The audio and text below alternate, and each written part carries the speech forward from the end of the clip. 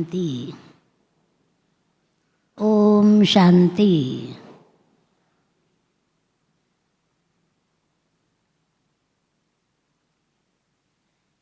हमारा जीवन समय से बना हुआ है। समय ने हमारे जीवन को तैयार किया है। तो बाबा की समय समय पर चलने वाली वाणियों में हमें ये शिक्षा और चेतावनी मिलती रही है कि बच्चे समय कम है और पुरुषार्थ तुम्हें तेज करना है। समय की समीपता को देखते हुए अब पुरुषार्थ में तेजी आ जानी चाहिए।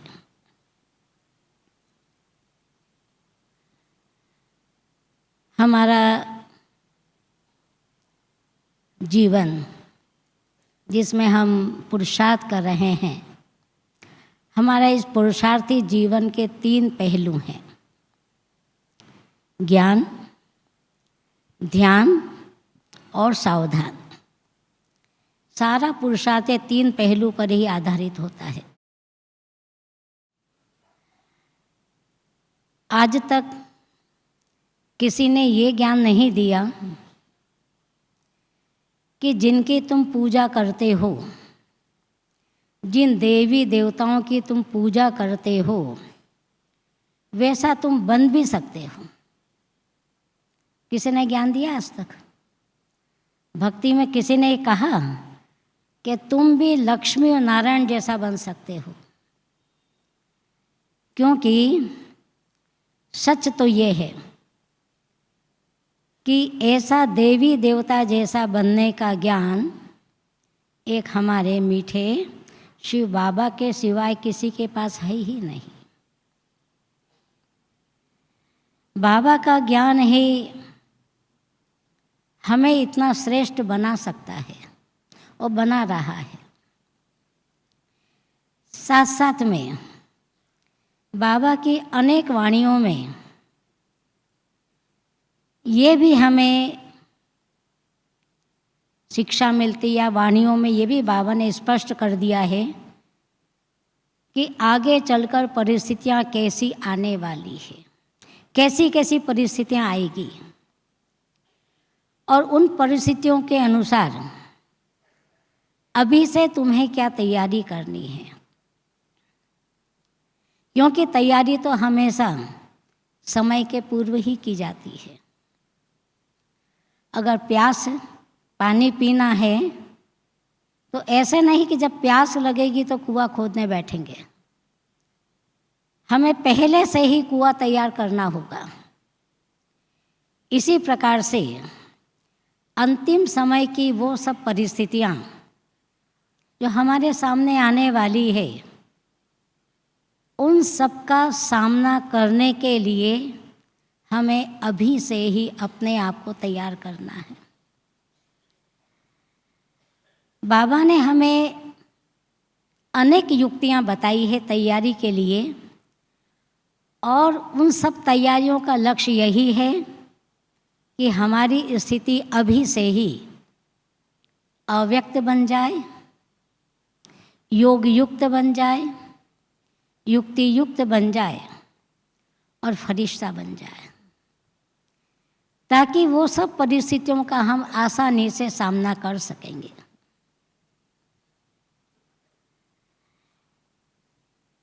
अंतिम समय की तैयारी के लिए हमारी मम्मा ने भी एक बहुत अच्छी बात हम सभी को बताई है। एक छोटा सा स्लोगन मम्मा का बहुत ही हमको प्रेरणा देने वाला है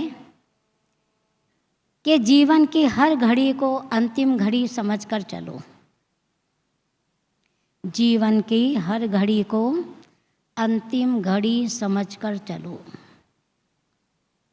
याद है ना सभी को मम्मा का ये छोटा सा स्लोगन? पता नहीं दूसरी घड़ी हमें मिले ना मिले पुरुषार्थ करने के लिए, कुछ करने के लिए, हर घड़ी हमारे लिए अंतिम ही हो, तो तैयारी भी वैसी ही हो। मुझे आज कुछ अच्छा करने का संकल्प आ रहा है तो अभी इसी घड़ी कर ले, आगे आने वाली घड़ी का भी कोई भरोसा नहीं। एक बार एक व्यक्ति एक संत के पास गया और संत को कहा, मैं बहुत बुरा व्यक्ति हूँ, मैं बहुत बुरा आदमी हूँ, मैंने जीवन में बहुत पाप कर्म किए हैं, बहुत अपराध किए हैं और अपने आप को मैंने सुधारने की कोशिश भी बहुत की है, लेकिन मैं सफल नहीं हो सका। इसलिए मैं आपके पास आया हूँ। आपके पास कोई ऐसी युक्ति हो, ऐसा कोई तरीका हो जो मेरा सुधार कर दे। संत ने उसकी बात ध्यान से सुनी और थोड़ी देर मौन रहने के बाद उन्हें कहा, तुम यहाँ से चले जाओ। व्यक्ति को बड़ा आश्चर्य लगा कि मैं तो यहाँ संत से विधि पूछने आया हूँ और संत कह रहे कि यहाँ से चले जाओ। उस व्यक्ति ने पूछा, तो मैं जाके फिर करूँ क्या? आपने कहा चले जाओ, मैं चला जाता हूँ, पर करूँगा क्या मैं? बोले खाओ पियो मौज करो। उसको आश्चर्य लगा। संत से कहा, मैं तो ये कर ही रहा था अभी तक। तब संत ने कहा, तुम्हारे जीवन की आयु सिर्फ 8 दिन बाकी रही है, सिर्फ 8 दिन। कि जाओ खाओ पियो मौज करो। व्यक्ति चला गया। चिंता लग गई, चिंता लगे, एक एक दिन गिनने लगा और उसने सोचा ये 8 दिन मुझे मिले हैं, अभी 8 दिन तो कम से कम मैं जीवन के अच्छे गुजारूं। अब उसने जाते ही भगवान का ध्यान करना, पूजा करना, मंदिरों में दर्शन करना, हर मंदिर में जाके भगवान से माफ़ी मांगना अपने किए हुए की। जिन जिन के साथ बुरा किया उनके पास जाकर उनसे क्षमा मांगी उसने। गरीबों की सेवा करी, जितना उसे दान पुण्य बहुत किया, जितना उससे अच्छे से अच्छा कर्म हो सकता था उसने ये 8 दिन किया और करता रहा। एक दिन गिनता रहा, 1 दिन गुजरा, 2 दिन गुजरा, 3 दिन गुजरा, 8वां दिन भी आ गया और 8वां दिन भी पूरा निकल गया। 9वां दिन शुरू हो गया, उसकी मृत्यु तो हुई नहीं। आश्चर्य लगा कि संत ने ऐसा झूठ क्यों बोला, मेरा आज 9वां दिन शुरू हो गया, मैं तो जिंदा हूँ अभी भी। वो गया संत के पास कि आपने तो कहा 8 दिन ही तुम्हारे जीवन की आयु बची है। संत ने कहा, पहले मुझे ये बताओ कि 8 दिन तुमने किया क्या क्या? तब उसने गिनाए सब अच्छे कर्म। बोले देखो, जब तुम्हें ये पता चला कि तुम्हारे जीवन के सिर्फ 8 दिन बाकी हैं, तो तुमने अपने जीवन का एक एक सेकंड, एक एक क्षण सफल किया ना, अच्छे कर्म में सफल किया ना। ऐसे ही जीवन में कोई सा भी अंतिम क्षण हमारा आ सकता है। जीवन में अंतिम घड़ी कोई भी कभी भी कहीं पर भी आ सकती है, उसका कोई भरोसा नहीं है। इसलिए तुम हमेशा ही अच्छे कर्म करते रहो, यही मेरी शिक्षा है। तो कहने का भाव यही कि मम्मा की जो शिक्षा थी कि हर घड़ी को अंतिम घड़ी समझकर हम चलेंगे तो हमारा पुरुषार्थ बहुत तेज होगा और जैसा हमें अंतिम समय की तैयारी करनी है बाबा के इशारे प्रमाण, वैसे हम अपनी तैयारी में जुट जाएंगे।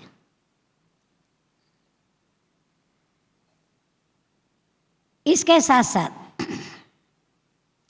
जो हमें आगे बढ़ने में तीव्र पुरुषार्थ करना, माना आगे आगे तेजी से बढ़ना। तीव्र पुरुषार्थ का मतलब तो यही हुआ ना, जहाँ हम हैं इतने वर्षों से जहाँ हम हैं वहीं खड़े रहना नहीं, ये चेक करना कि हम आगे आगे बढ़ रहे हैं, मेरी बुराइयाँ कम होती जा रही है, मेरे संस्कारों में पॉजिटिव चेंज आता जा रहा है क्या, जो मेरी कमी कमजोरी मुझे भी लगती थी दूसरों को भी महसूस होती थी, वो मेरी कमी कमजोरियाँ खत्म होती जा रही है क्या? ऐसे आगे बढ़, इसको कहते हैं आगे बढ़ना। तो तीव्र पुरुषार्थ से हम आगे बढ़ते रहें, लेकिन ऐसा पुरुषार्थ करने में जो बंधन होते हैं, कई प्रकार के बंधन, वो रुकावट बन जाते हैं, वो हमको आगे नहीं बढ़ने देते हैं। जैसे खूंटे से बंधी हुई गाय जितनी लंबी रस्सी है वहाँ तक ही जाएगी, उसके आगे नहीं बढ़ सकेगी। पिंजरे का पंछी वो अंदर ही अंदर घूमता रहेगा, बाहर उड़ नहीं सकेगा, ऊंचाई तक नहीं जा सकेगा।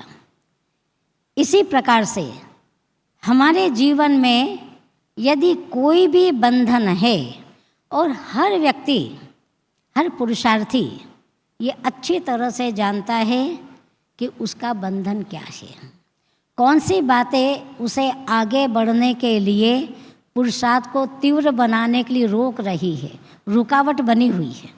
हर एक जानता है कि उन बंधनों को जानकर, चाहे वो हमारे स्वभाव का बंधन हो, चाहे वो हमारे संस्कारों का बंधन हो, चाहे हमारी कुछ पुरानी आदतों का बंधन हो, देह के संबंध, देह के पदार्थों का बंधन हो, कोई सा भी बंधन हो, बंधन हमें आगे बढ़ने नहीं दे सकता है। इसलिए चेक करना है, आत्मनिरीक्षण करना है कि कौन सी बात मुझे आगे बढ़ने से रोक रही है। मुख्य उसमें अगर देह का बंधन है तो हम आत्म अभिमानी बनने के अभ्यास को बढ़ाएं।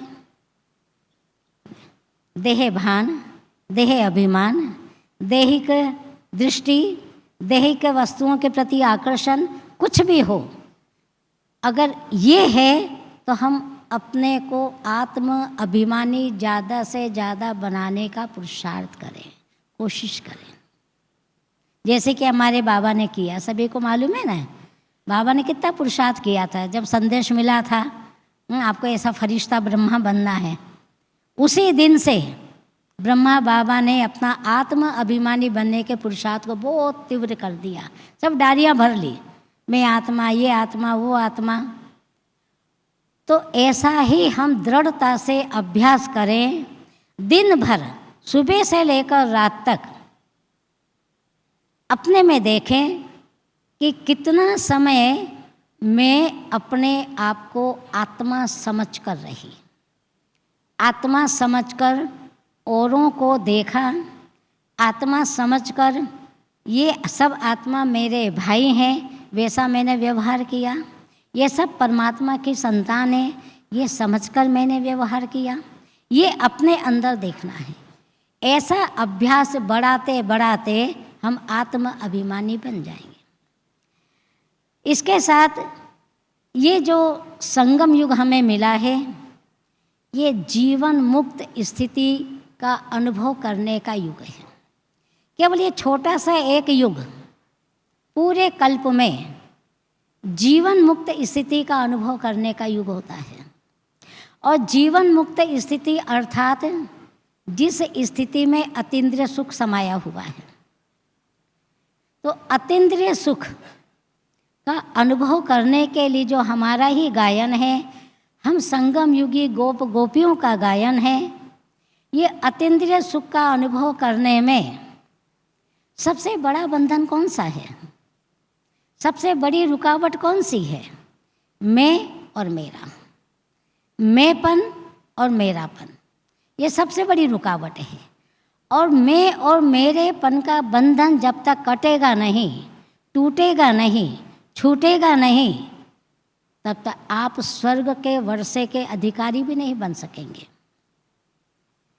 एक बार एक व्यक्ति की डेथ हुई, मृत्यु हो गई। वो व्यक्ति स्वर्ग के द्वार पे पहुंच गया, स्वर्ग के द्वार पे पहुंचा। स्वर्ग के अंदर जाने के लिए देवदूत ने उसको रोक दिया। स्वर्ग तक तो पहुंच गया, पर स्वर्ग के अंदर जाने के लिए जो देवदूत वहाँ खड़े थे, उसने उनको रोक दिया। बोले आप अंदर नहीं जा सकते हैं। व्यक्ति को आश्चर्य हुआ, मैंने जीवन भर पुण्य कर्म किया, मैं जीवन भर सदाचारी रहा, एक से एक अच्छी सेवा का कार्य किया, मुझे तो पूरा अधिकार है स्वर्ग में जाने का, और ये देवदूत मुझे स्वर्ग में जाने के लिए रोक रहे हैं। उन्होंने पूछा, भाई मुझे आप क्यों रोक रहे हैं? तो जीवन भर सदाचारी रहा हूँ, एक से एक अच्छी मैंने सेवा का कार्य किया है, कभी किसी को कोई तकलीफ नहीं दी है, मेरा तो अधिकार बनता है।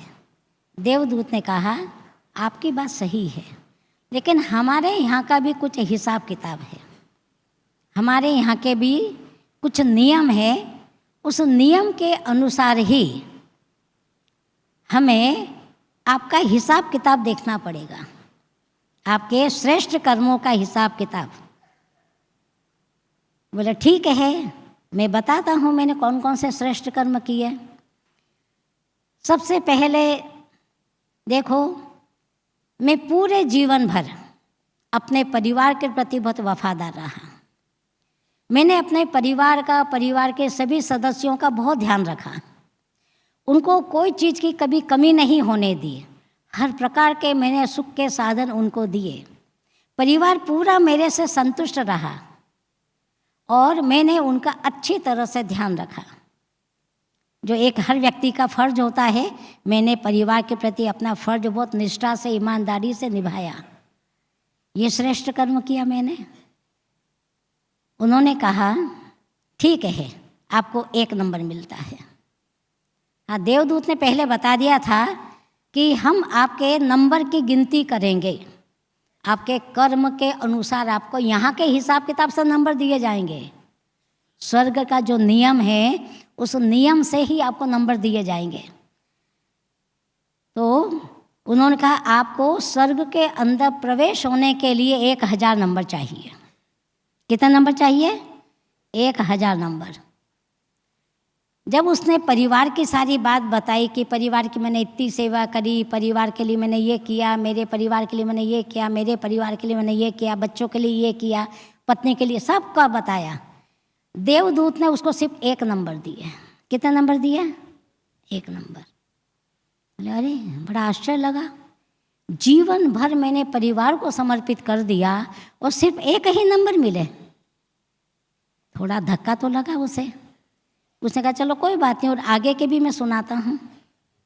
आगे उसने फिर सुनाया कि मैं सरकार के प्रति बड़ा ईमानदार रहा, मैंने ईमानदारी से वोटिंग करी, हमेशा जो वोटिंग होती है मैंने हमेशा ईमानदारी से वोटिंग करी है, कभी मैंने उसको छोड़ा नहीं। मैंने ईमानदारी से इनकम टैक्स चुकाया है, कभी इनकम टैक्स की मैंने चोरी नहीं की। मैं समाज की सेवा में हमेशा लगा रहा, मैं बहुत बड़ा समाज सेवी माना जाता रहा हूँ, तो मैंने बहुत समाज की सेवा करी। जितनी समाज के द्वारा सेवा होती है तो समाज संस्थाओं से मैं जुड़ा रहा, और सामाजिक संस्था ने मुझे जो जो सेवा दी सारी सेवाएं मैंने की। ठीक है, देवदूत ने उसको 2 नंबर दे दिए, अब हो गए केवल 3 नंबर। अरे इतनी सारी मैंने सेवाएं की, सिर्फ 3 ही नंबर मिले। कोई बात नहीं, थोड़ी सी सेवाएं मेरी और बाकी रही है, वो भी सुना देता हूँ। फिर उसने आगे बताया कि देखो जहाँ मैं रहता था वो पूरी एरिया में मैं हमेशा सबकी मदद करने के लिए तैयार रहता था। मेरे पास जो जिस प्रकार की भी मदद मांगने आते थे, सेवा लेने आते थे, मैं हमेशा उनकी मदद करता, किसी को मैंने खाली लौटाया नहीं। गरीब आते थे, जिस प्रकार की मदद मुझसे मांगते थे मैं उनकी मदद करता था। कोई बीमार हो जाता उसको हॉस्पिटल तक पहुंचाना मैं अपना कर्तव्य समझता था।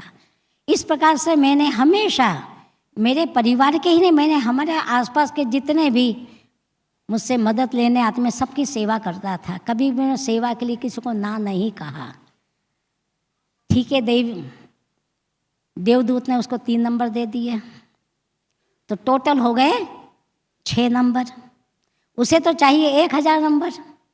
बड़ा दुखी हो गया। 6 ही नंबर, पूरा जीवन मैंने अच्छे अच्छे कर्म किए और देवदूत मुझे स्वर्ग में जाने के लिए सिर्फ 6 ही नंबर दे रहे हैं।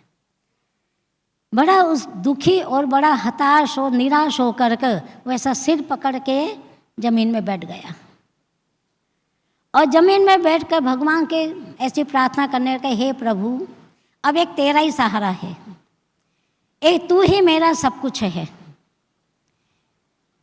मेरा सब कुछ तेरा है, मेरा कुछ भी नहीं है प्रभु, मैं भी तेरा हूँ, मेरा सब कुछ तेरा है।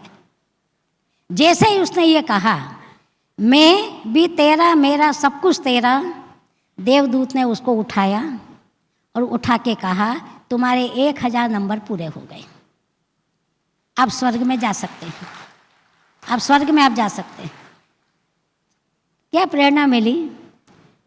स्वर्ग में जाने के लिए, सतयुग का वर्षा लेने के लिए, ये जो हमने कर्तव्यों का पालन किया है, परिवार के प्रति आपकी जो करते हैं, आपका हिसाब किताब है, तो बाबा कहते ही हैं, इन सब के साथ हमारा हिसाब किताब, ये परिवार जुड़ा है हमसे, इसका कोई कनेक्शन नहीं है सतयुग में जाने के लिए। स्वर्ग का वर्षा पाने का इनसे कोई कनेक्शन नहीं है। आपने जो जो किया है ठीक है, उसके 6 नंबर मिल गए, पर स्वर्ग में जाने के लिए उसका कोई कनेक्शन नहीं है। स्वर्ग में जाने के लिए ये शर्त, मैं और मेरा सब कुछ उसका, मैं मेरे का जो ये बंधन है ना, ये जो हम मैं मेरा मेरा उसमें फंसे रहते हैं, ये जंजीरों में जकड़े रहते हैं, यही सबसे बड़ा बंधन है हमें आगे बढ़ाने के लिए अंतिम समय की तैयारी का। इसलिए सबसे बड़े से बड़ा बंधन जो हमें आगे नहीं बढ़ने देता है, तीव्र पुरुषार्थी नहीं बनने देता है, स्वर्ग के वर्षे से ऊंच पद पाने के से वंचित करता है, वो है मैं और मेरे का बंधन। तो चेक करना है, मेरे अंदर ये कहीं भी मैं और मेरापन कहीं कोई अंश रूप में तो बाकी नहीं है। अगर है ठीक है, आज से हम उसको निकालना खत्म करना शुरू करें। इसके अलावा कर्मों की गुह्य गति का ज्ञान, कर्मों की गुह्य गति का ज्ञान भी हमें अंतिम समय की तैयारी में बहुत मदद करता है। कईयों की शिकायत रहती है, कईयों के संकल्प रहते हैं, हम जीवन में अच्छा कर रहे हैं, मैंने अच्छे से अच्छा ही सब किया है, किसी का बुरा नहीं किया, किसी को परेशान नहीं किया, किसी के लिए हम समस्या नहीं बने, किसी को तकलीफ नहीं पहुंचाई, फिर भी मेरे साथ ही ऐसा क्यों होता है? मैंने किसी के साथ बुरा नहीं किया, पर सब मेरे साथ बुरा क्यों करते हैं? मैं अच्छे से अच्छे कर्म कर रहा हूँ, हमेशा अपने कर्म पर ध्यान रखता हूँ या रखती हूँ, फिर भी बाबा मेरी मदद क्यों नहीं करते हैं? एक के बाद एक समस्या मेरे सामने आती जाती है और मैंने जीवन में अच्छे से अच्छा कर्म किया और ध्यान रखता हूँ कि अच्छे से अच्छा होता रहे। अब तो ज्ञान मिल गया है तो और ध्यान रखते हैं, ये कोई कर्म मेरे से ऐसा विकर्म न बन जाए, मेरा कर्म किसी के दिल को दुखाने वाला न बन जाए, ध्यान रखते हैं। तो यहाँ पर ऐसा सोच के कभी कभी थोड़ी सी निराशा आ जाती है हमें अपने अंदर, लेकिन हमेशा ये विश्वास रखना चाहिए, हम जो भी अच्छा कर रहे हैं, हम जो भी अच्छे से अच्छा कर रहे हैं और आपको भी विश्वास है कि मैंने अच्छा किया, वो कहीं व्यर्थ नहीं गया है। उसका फल आपको आज नहीं मिल रहा है, वो जमा हो रहा है, वो जमा होता जा रहा है, इकट्ठा होकर इकट्ठा फल आपके सामने आएगा, बड़ा फल बन के आएगा सामने। बस आपको रखनी है धैर्यता, आपको धैर्यता रखनी है, विश्वास रखना है, मेरा किया हुआ कहीं व्यर्थ नहीं जा रहा है, सब जमा हो रहा है। वो हथौड़े की बात है ना कि हथौड़े ने पहले हथौड़े की मार ने पत्थर नहीं तोड़ा और आखिरी वाले 10वें वाले हथौड़ी की मार ने पत्थर को तोड़ दिया। तो श्रेय किसको दिया? 10वें वाले हथौड़े को। लेकिन नहीं, जितना श्रेय 10वां हथौड़े का रहा पत्थर को तोड़ने में, उतना ही सहयोग वो पहले वाले का, दूसरे वाले का, तीसरे वाले का भी रहा। क्योंकि ये पहले हथौड़े ने, दूसरे ने, तीसरे ने, चौथे ने, इन्होंने उस पत्थर को अंदर ही अंदर कमज़ोर किया था। इतना कमज़ोर कर दिया था कि 10वें हथौड़े से टूट गया। तो इसलिए फल हमें बाद में मिलेगा, लेकिन हमारा वो जमा हो रहा है। इसलिए हमेशा ये ध्यान रखो। बाबा ने तो एक बहुत अच्छी हमें कर्मों की गति बताई है कि बच्चे, आपके कई जन्मों के हिसाब किताब सामने आते हैं और आएंगे ही। कई जन्मों के हिसाब किताब वो सारे इसी जन्म में आएंगे। एक जन्म मिला है इतने जन्मों का हिसाब किताब चुकाने का। 63 जन्मों के कर्मों का हिसाब किताब मुझे सिर्फ एक ही जन्म, एक ही इस जीवन में चुकाना है। तो बड़े बड़े रूप में तो आएंगे ही परीक्षाएं, पेपर, ये सारे हिसाब किताब। लेकिन आप अच्छे से अच्छा करते रहो। कोई भी कर्म श्रीमत के विरुद्ध नहीं करो। किसी भी बात में सफलता नहीं मिल रही है, लाभ नहीं मिल रहा है, तो भी अपने आप के अंदर निराशा नहीं आने दो। आशावादी रहो। मेरा किया हुआ जमा हो रहा है क्योंकि मैंने अच्छा किया है। अच्छा किया है, आत्मविश्वास होना चाहिए, अच्छे से अच्छा किया है। ये कर्मों की गति का ज्ञान जब अच्छी तरह से हमें होता है तो जीवन में कैसी भी परिस्थिति आ जाती है, कैसा भी कड़े से कड़ा हिसाब किताब हमारे सामने आता है, हम उसमें दुखी परेशान नहीं होते, किसी को दोष नहीं देते हैं। न किसी इंसान को दोष, न भगवान को दोष, किसी को हम दोष नहीं दे सकते। हमारे कर्मों का ही दोष है ये। वो दोष हमें ही मिटाना है क्योंकि कर्म हमने ही किया। इसके साथ हमें तीव्र पुरुषार्थ में, जानकी दादी की मुझे एक बात बहुत याद आती है, उनकी क्लास मैंने सुनी थी। वो लाइन मुझे इतनी अच्छी लगी, वो लाइन मैं कभी भूलती नहीं हूँ कि हमें हमारे जो सद्गुण हैं, जिसको हम वैल्यूज़ भी कहते हैं, अपने सद्गुणों को हमेशा कस के पकड़ के रखो। ये शब्द हैं जानकी दादी के। हमेशा किसी भी परिस्थिति में, कैसी भी परिस्थिति में, कैसा भी समय हो, कैसी भी बात हो, लेकिन सद्गुणों को हमेशा कस के पकड़ के रखो, कहीं वो छूट ना जाए। इसने मेरे साथ इतना बुरा किया तो मैं भी करूँ ना? नहीं, ये नहीं। जो करेगा सो पाएगा।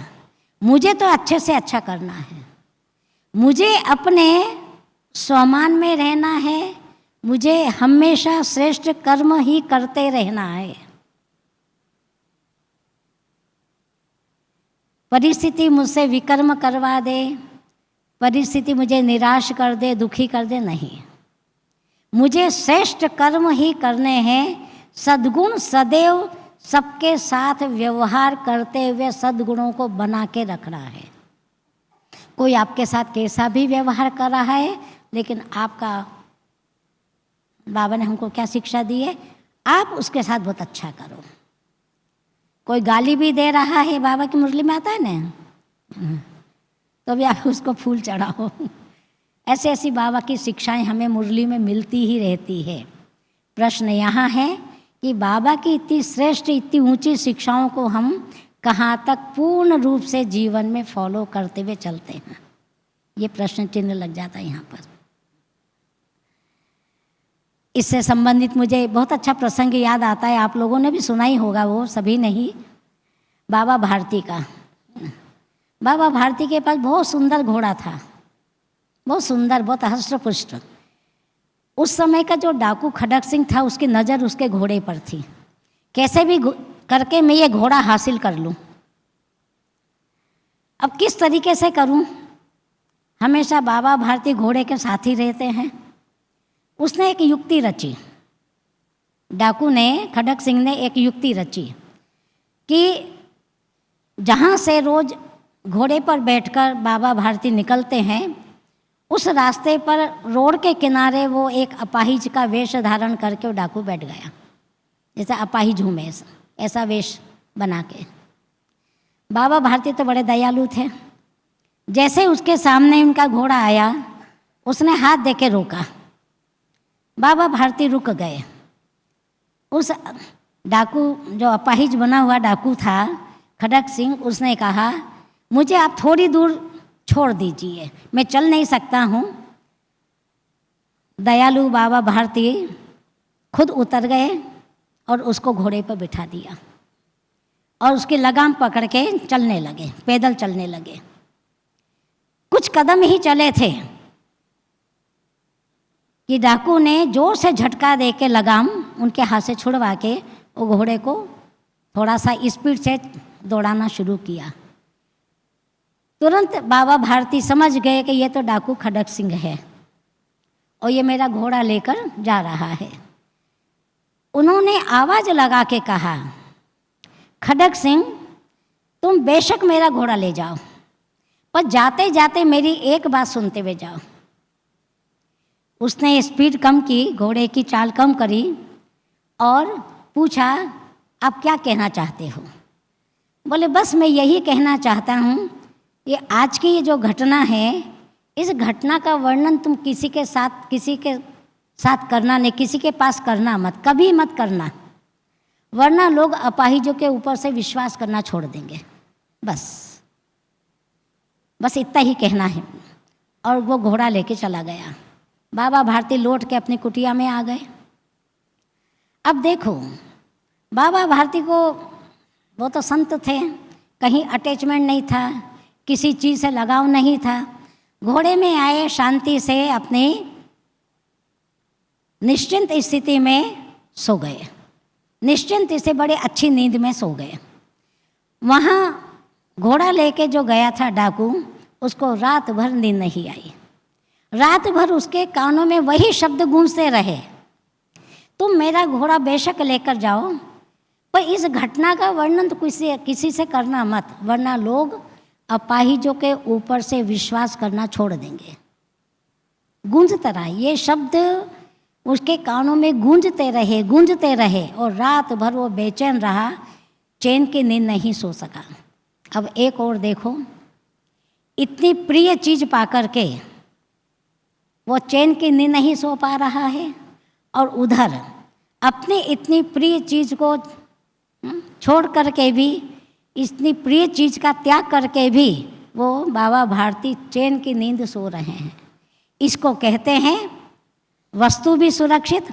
फिर डाकू फिर वापिस सुबह अंधेरे में ही 4-5 बजे के समय घोड़े को ले आया, वापस उनके अस्तबल में बांध के चला गया, क्योंकि उसको बेचैनी रही ना कि ये मैंने क्या किया, बहुत बड़ी गलती की है।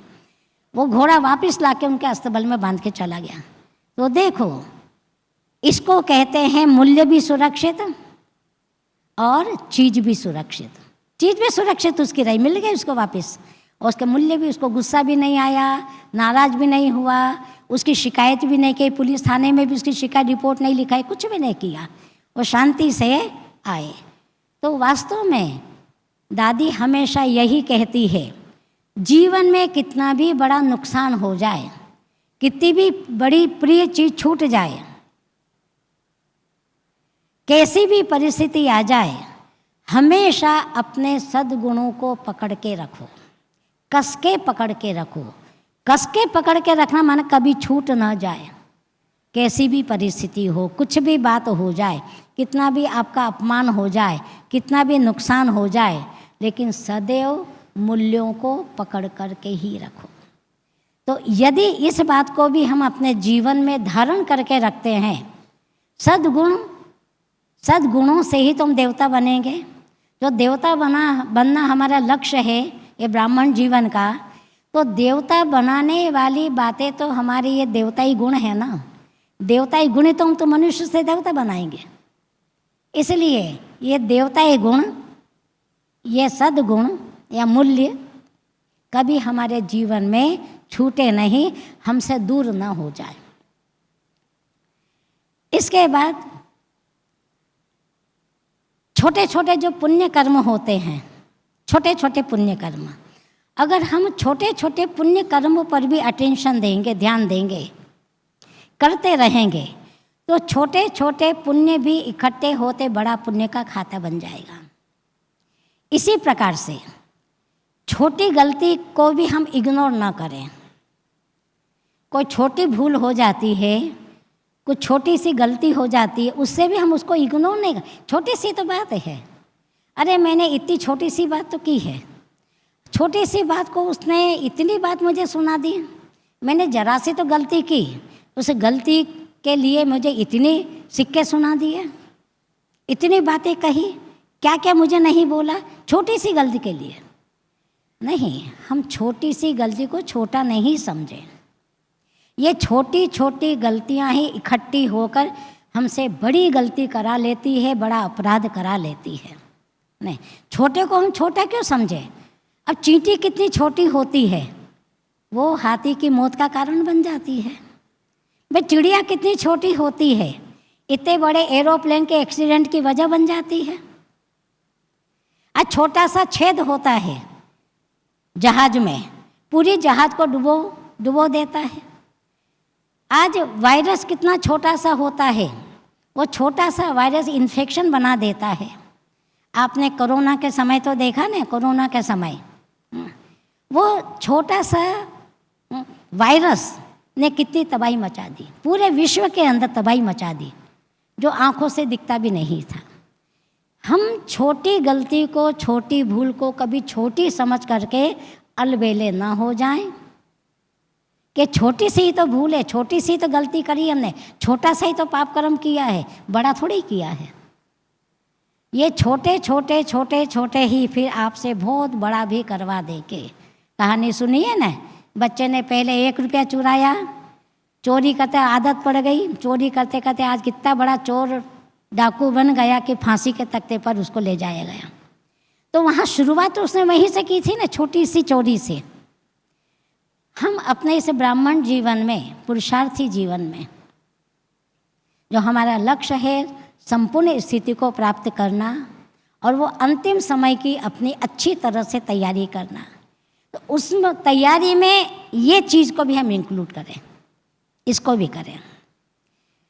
आगे की बात, तीव्र पुरुषार्थ करने में, अंतिम समय की तैयारी करने में, आगे बढ़ने के लिए स्पीड को, पुरुषार्थ की स्पीड को तेज करने, बाबा ने हमको कितना अच्छा हाईवे दिया है, कितना सहज मार्ग दिया है, सहज राजयोग, सहज ज्ञान। बस बाबा की श्रीमत पे चलते रहना है, बस इतना अच्छा हमको हाईवे दिया है। फिर भी हाईवे को छोड़ के हम ये छोटी छोटी गलियों में क्यों फंस जाते हैं? हम गलियों में क्यों चले जाते हैं?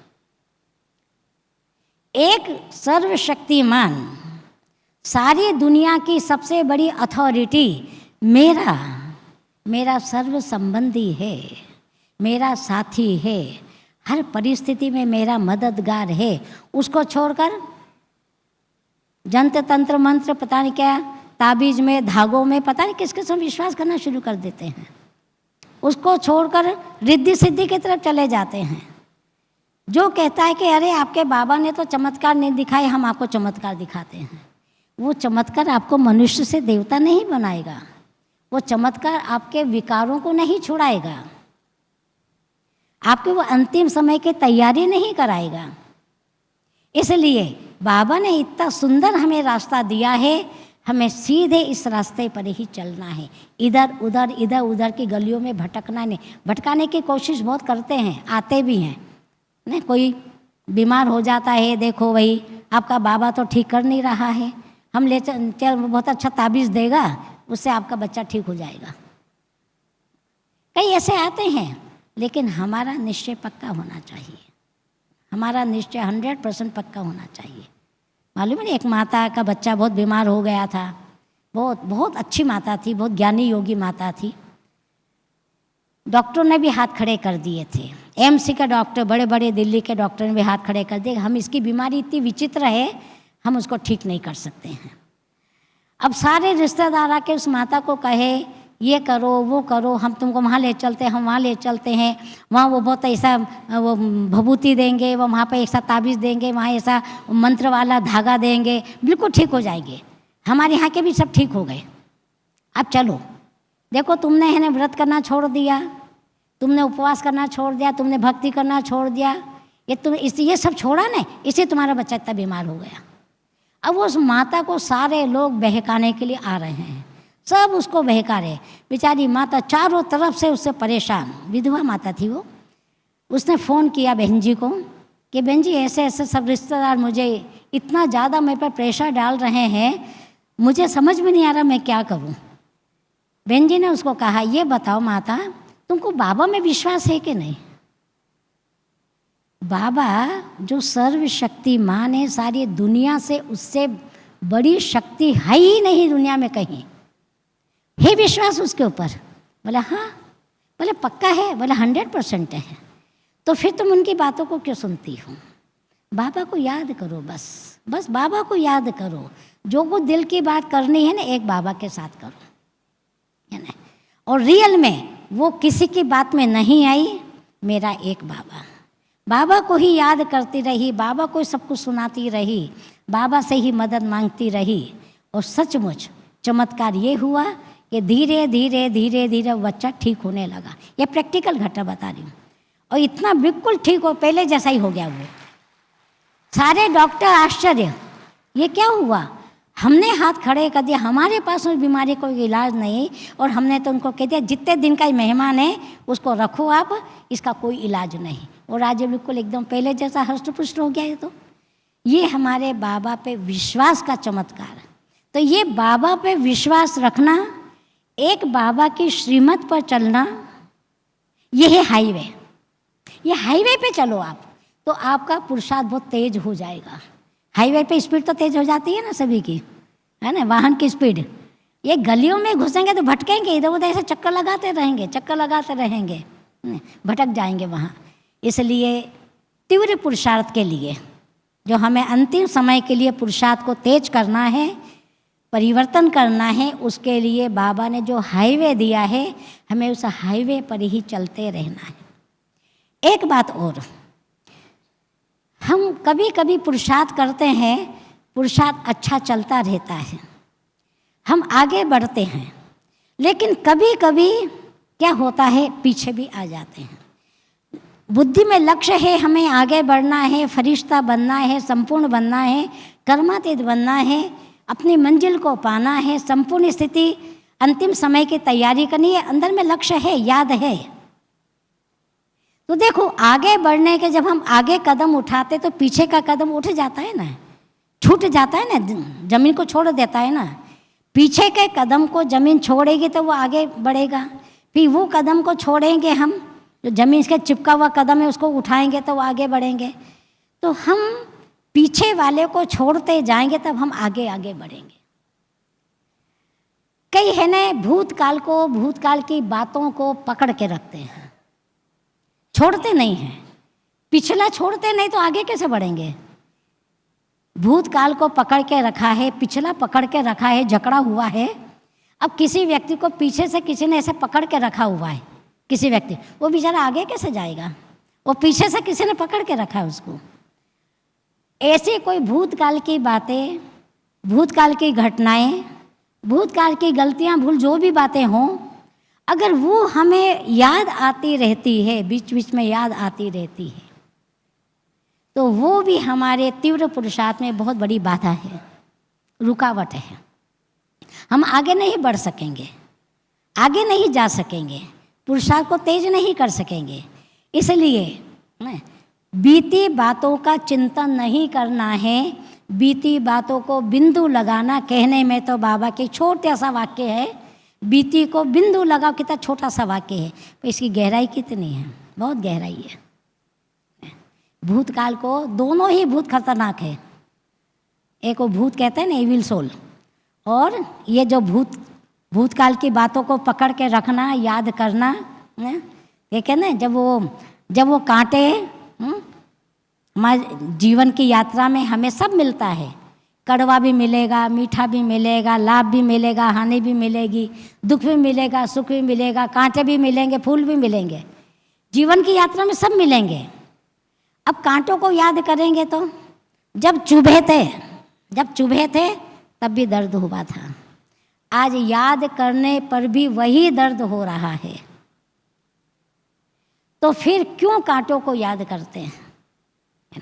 जो आज भी दर्द दे रहा है, जब चुभा था तभी भी दर्द दिया था, आज याद करने पर भी दर्द हो रहा है, तो उससे तो पिंड छुड़ा लेना चाहिए ना, दुख देने वाली बातों से। कि बीती बातों का चिंतन नहीं करना है। बाबा इतनी सुखदायी बातें हमें रोज़ सुनाते हैं, इतनी सुंदर सुंदर हमें ज्ञान मोती रोज़ मिलते हैं, उनको याद करो, उन फूलों को याद करो, ज्ञान के फूलों को याद करो, तो कितना मन को सुकून और सुख मिलता है। मुरली को देखो, रिवाइज करो, कितना आनंद आता है। जिस दिन मुरली को आप बार बार पढ़ते रहेंगे उतना आनंदित होते जाएंगे। कांटों को याद नहीं करना, बीती बातों को याद नहीं करना। कहते हैं ना, भूतकाल क्या है? भूतकाल ये मृत है, मर चुका है। वर्तमान जिंदा है, और जो भविष्य है वो अजन्मा, उसका जन्म नहीं हुआ है। तो जो जिंदा है उसको याद करना, उसमें रहो ना। वर्तमान जिंदा है, भूत को मृत है, मरे हुए को याद क्यों करते? जो बीत चुका माना बीत चुका। कहते गड़े मुर्दे को क्यों निकालते हो? इसी भूतकाल की बातें भी हमारे तीव्र पुरुषार्थ में रुकावट। कभी कभी बातचीत में है ना, इतने दिन पहले आपने ऐसा बोला था, इतने साल पहले ऐसी बात हुई थी, मैं कोई भूली थोड़ी हूँ अभी तक, सब मुझे याद है आपका। अब वो याद करने में आपको क्या मिल रहा है? सुख मिल रहा है क्या? कि कोई भी प्रकार की बीती घटनाएं हों, बीती भूलें हों, अपराध हों, कोई भी बात किसी से कहा सुनी हो गई हो, लड़ाई झगड़ा हो गया हो, कभी भी उन बातों को याद नहीं करना है। वर्तमान में जीना है, क्योंकि वर्तमान जीवित है ना। इस बात का भी हमें तीव्र पुरुषार्थ के लिए ध्यान रखना है और आगे ही बढ़ना है। इसके साथ साथ नष्टो मोहा स्मृति लब्धा हमारी आध्यात्मिक जीवन का अंतिम पुरुषार्थ है, अंतिम लक्ष्य है। बाबा कहते हैं नष्टो मोहा स्मृति लब्धा से गीता पूरी हो गई। जब अर्जुन के मुख से निकला नष्टो मोहा स्मृति लब्धा, ये मैं बन गया हूँ, बस उसके बाद सुनाना नहीं पड़ा कुछ भी, गीता का ज्ञान फिर नहीं सुनाना पड़ा। तो संगम युगी हमारे इस आध्यात्मिक पुरुषार्थ का अंतिम लक्ष्य ही है नष्टो मोहा स्मृति लब्धा। देखना है अभी तक भी मेरी अंदर की रग, मन बुद्धि की रग कहाँ कहाँ जुड़ी हुई है। अभी तक भी मोही तो कहेंगे ना उसको, उन सब से अपने आप को छुड़ाना, अपने को छुड़ाना। नष्टो मोहा बनना, बाबा कहते हैं ये आत्मनिरीक्षण करने की बात है। स्वयं को ही देखो कि कहाँ कहाँ मेरा अटैचमेंट है। भाई मैं और मेरे वाली बात आ गई, कहाँ मैं में हम फंसे, कहाँ मेरे में फंसे हुए हैं।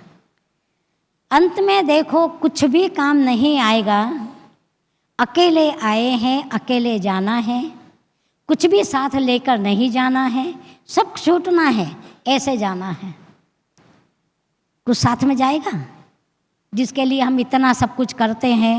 कभी कभी उन बातों के लिए झूठ भी बोलते हैं, कुछ पाप कर्म भी कर लेते हैं, अपराध भी कर लेते हैं, सब यहीं छूट जाना है। अगर ये सिद्धांत भी याद रहा कि हमें कुछ साथ लेकर नहीं जाना है, अकेले आए अकेले जाना है, आप देखिए आपका पुरुषार्थ कितना अच्छा होता है, आप कितने जल्दी फरिश्ता बन जाते हैं। छोटी सी एक कहानी सुना देती हूँ, मैं भी कुछ समय बचा है इसलिए। एक राजा शिकार करने जा रहे थे अपने कुछ साथियों को लेकर, सिपाहियों को लेकर, शिकार के शौकीन थे वो। रानी ने जिद करी कि मुझे भी आपके साथ चलना है। बोले तुम जाके क्या, हम तो जंगल में रहेंगे, जंगल में डेरा डालेंगे, तुम वहाँ जाके क्या करोगी? लेकिन जिद पे नहीं, मुझे भी शिकार देखना है, शिकार कैसे करते हैं, और मुझे भी जाना ही, जिद्द बिल्कुल। आखिर राजा को उसे ले जाना पड़ा। रानी भी गई वहाँ जंगल में, उन्होंने डेरा जहाँ डाला वहाँ पर। थोड़ी देर के बाद में उसने एक हिरण को देखा, हिरण को ऐसे दौड़ते देखा कहीं। राजा को कहा, देखो वो हिरण है ना, उसका शिकार करो, उसका शिकार करो। बोले हम बड़ा बड़ा शिकार करेंगे। बोले नहीं, उसका शिकार करो आप। रानी ने जिद्द कर ली, ठीक है। तीर चलाया राजा ने, हिरण को तीर लगा। तीर लगने पर भी हिरण दौड़ता रहा, दौड़ता रहा, दौड़ता रहा, दौड़ता रहा। दौड़ते दौड़ते जाकर वो फिर, और राजा भी पीछे पीछे दौड़ता रहा उसको, ये कहीं तो गिरेगा ही ये शिकार, तो शिकार मुझे मिल जाए। राजा भी पीछे पीछे दौड़ता रहा। दौड़ते दौड़ते दौड़ते दौड़ते हिरण ने देखा कि राजा काफ़ी थोड़ा पास में आ गया है, तो वो एक बहुत घनी झाड़ियों के अंदर छिप गया जहाँ दिखाई नहीं दे। राजा भी वो ठीक वहीं पे पहुँच गया, उसके आगे फिर नहीं गया। बोले हिरण यहीं कहीं है आसपास। हिरण बाहर आया और उसने कहा, राजा मैं तो यहाँ छिप गया था, बहुत तेज दौड़ता रहा था, पर तुम यहाँ मेरे तक पहुँचे कैसे? मैं तो बहुत आगे निकल गया था आपसे, तो यहाँ तक तुम कैसे पहुँचे? तब राजा ने कहा, ये तो तुम्हारे जो खून के धब्बे थे ना, जो खून टपकता रहा था पूरे रास्ते, तो वो खून के को देखते देखते देखते मैं यहाँ तक पहुँचा। तब हिरण ने कहा कि आप कुछ समझे, आपको कुछ शिक्षा मिली? राजा ने कहा, क्या शिक्षा? बोले देखो राजा, जब मेरा खून मेरा अपना नहीं बना, मेरी मौत का कारण बना, तो रानी आप किसके साथ देगी? वो कब साथी बनेगी? वो तो आपकी रिश्तेदार है ना। फिर भी मेरा अपना खून ही मेरी मौत का कारण बन गया। इसलिए यहाँ दुनिया में कोई अपना नहीं है, कोई अपना नहीं है, सब स्वार्थ के साथी हैं। इसलिए हमें हमेशा यही समझ के चलना है और नष्टो मोह अपने आप को बनाना है कि कुछ भी मेरे साथ ना कोई संबंधी जाएगा, और ऊपर जो मुझे सज़ा मिलेगी उसमें भी साथी कोई बनने वाला नहीं है। जिसके लिए आपने सब कुछ किया होगा वो भी कोई साथी नहीं बनेंगे, कोई आपकी सज़ा के गवाह नहीं बनेंगे। किसकी सज़ा माफ़ कर दो, उसके गवाह नहीं बनेंगे। इसलिए जो कुछ भी मुझे करना है, अपनी अवस्था को श्रेष्ठ उपराम बनाने के लिए, है ना, कि सबसे नष्टो मोहा बनकर, सबसे उपराम बनकर एक निराकार राम की स्मृति में खो जाना, इसी को ही कहते हैं नष्टो मोहा बन जाना। एक निराकार राम, सबसे उपराम हो जाओ, एक निराकार राम में खो जाओ, उसकी याद में खो जाओ, लवलीन हो जाओ, सबसे अटैचमेंट हटाकर, मोह हटाकर, नष्टो मोहा बनकर, यही हमारी अंतिम समय की तैयारी है। ये जो सारी बातें मैंने पॉइंट आपको सुनाई, ये सारी पॉइंट कम से कम 8-10 पॉइंट है ये। इन सब बातों को यदि हम हमेशा कर्म करते हुए, पुरुषार्थ करते हुए ध्यान पर रखेंगे, तो निश्चित रूप से आप वो अंतिम समय की तैयारी कर लेंगे, अर्थात उपराम बन जाएंगे, फरिश्ता बन जाएंगे, कर्मातीत बन जाएंगे, संपूर्ण बन जाएंगे। यही हमें तैयारी का इशारा बाबा से मिलता रहता है। ओम शांति।